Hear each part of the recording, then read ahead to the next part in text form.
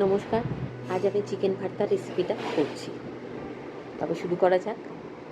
আমি টমেটো, পেঁয়াজ, আদা, রসুন, ২-৪টে কাঁচা লঙ্কা পেস্ট করে নেব। পেস্ট করা হয়ে গেছে।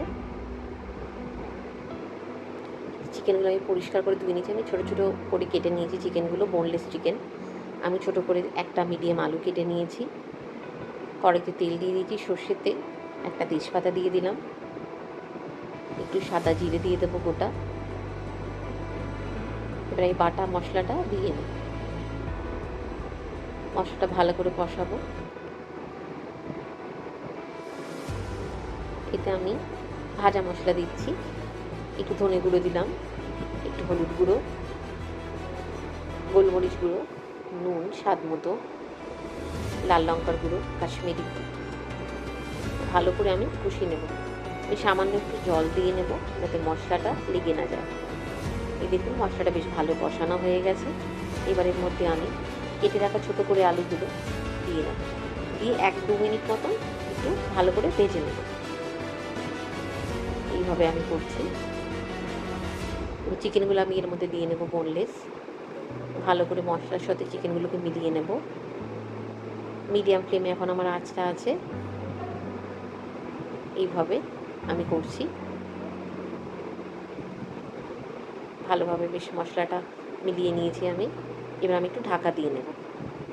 চিকেন থেকে জল ছাড়তে শুরু করে দিয়েছে। আমি কিন্তু কোনো এক্সট্রা জল দিইনি, চিকেন থেকেই জল বেরোতে শুরু করে দেবে। এই দেখুন আমি ঢাকা দিয়ে দিলাম। ৫-৬ মিনিট মতন আমি ঢাকা দিয়ে দেবো। ফুটতে শুরু করে দিয়েছে। এই স্টেজে আপনি যদি মনে হয় একটু জল দেবেন, আলুগুলো যদি সিদ্ধর জন্যে সামান্য একটু জল দিতে পারেন। আমার চিকেন থেকে যথেষ্ট জল বেরিয়েছিল, তো সেই জন্য আমি আর জল দিইনি। গরম মশলা গুঁড়ো আমি দিয়ে দিলাম। এবার জলটা আমি শুকনো করে নেব, তাহলে আমার চিকেন ভর্তা মোটামুটি আমার হয়েই গেছে।